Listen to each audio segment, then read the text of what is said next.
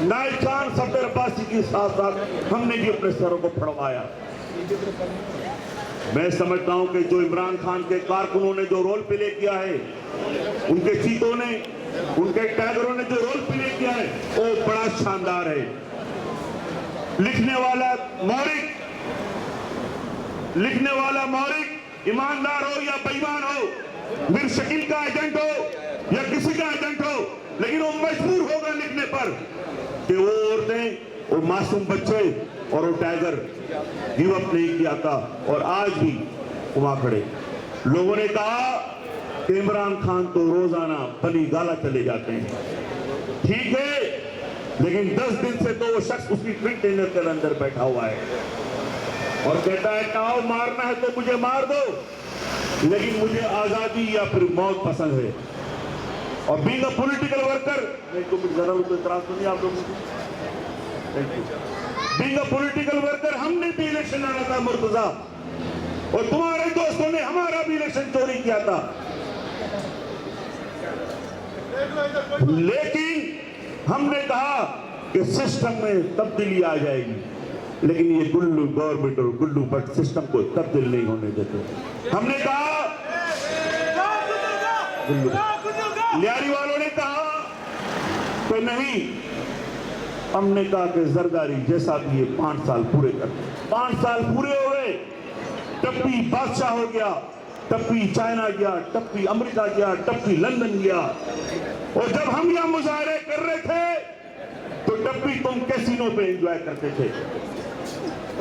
फिर वक्त आया मियां साहब का, हमने कहा चलो तब्दीली आवेगी, तुम असद नवाज को चाइना ले गए, तुम इसाक डार को वजीर खजाना बनाकर बैठ गए, हमने कहा इट्स ऑलराइट, नो प्रॉब्लम, लेकिन तुमने कराची पे भी कंप्रोमाइज किया, तुमने हर बात पे कंप्रोमाइज किया। अच्छा, हमें खान साहब पे भी बड़ा गुस्सा था, 1 साल हो गया, इतनी धांधियां हुई, खान साहब बोलते, वो खान साहब थोड़े से जिद्दी है ना, तो जिद एकदम उभर कर सामने आ गई। और मैंने कहा था, हमने कहा था ट्विटर पे भी, जलसों में भी, कि मियां साहब इलेक्शन में कमीशन में तब्दीली हो जाए, और हमने कहा था आप इस्तीफा ना दें।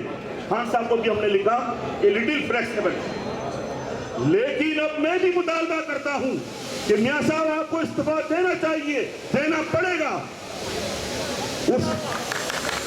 उसकी वजह है, उसकी एक वजह है कि मियां साहब आपने पूरी कौम को फुद्दू लगाया। हमने बोला इट्स ऑलराइट, लेकिन तुमने तो उस पार्लियामेंट को भी फुद्दू लगाया जो आपको एक बार का वोट देना चाहते थे,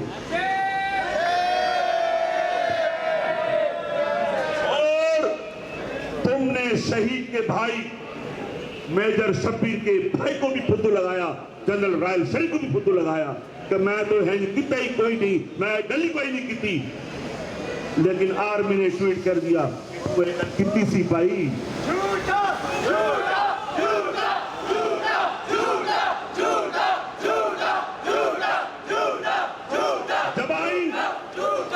जब आइन 62-63 कहता है, कोई झूठा आदमी, कोई मक्कार आदमी, कोई फरेबी आदमी पाकिस्तान का वजीर आज़म तो दूर की बात है, कौंसलर भी नहीं बन सकता, तो you should out now, step down, you should resign.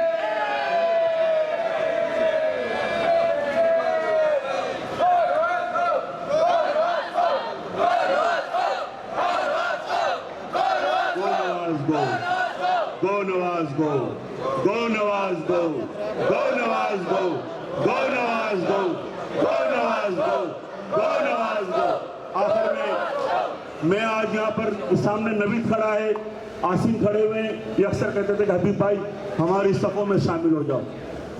Shaji गवार है ना आप, कादरी साहब, ये दोस्त अक्सर कहते थे कि हबीब जान हमारी सफ़ों में शामिल हो जाओ, तो मैं कहता था जब वक्त आएगा तो जदोजहद वाला आदमी हमेशा जदोजहद वालों के साथ होगा। पूरा लियारी, पूरा मलीर, पूरा कराची इस वक्त कराची के धर्रों में शामिल है, और हम अब भी मॉनिटर कर रहे हैं इंशाअल्लाह। और मैं आपको यकीन दिलाता हूं कि इमरान खान का जो मौक़िफ़ है और शानदार है, हम सपोर्ट करते हैं। और आपसे भी दरख्वास्त करूंगा, मेरे यंग लोगों से, दोस्तों से, कि आप लोग शायद पढ़ हो, आखिरी बात तो सुनिएगा, आप बर्गर हो 210 रुपए वाला कराची का या 5 पाउंड वाला, हम 15 रुपए वाले बन कबाब हैं। गरीब लोग हैं, यारी के लोग गरीब हैं, लेकिन जब बन कबाब मिलेगा बर्गर के साथ तो हम एक शानदार तलब सैंडविच बनाएंगे।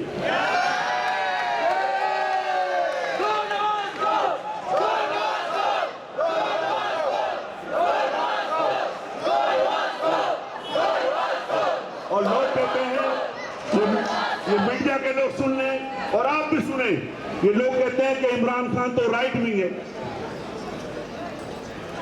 शाहजी, लोग कहते हैं कि इमरान खान तो राइट विंग है।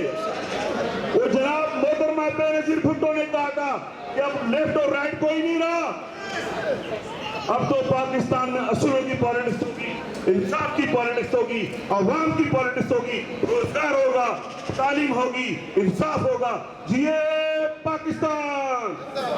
आखिरी नारा, go Nawaz go, go Nawaz go, go Nawaz go, go Nawaz go, go Nawaz go, go Nawaz go. Thank you very much.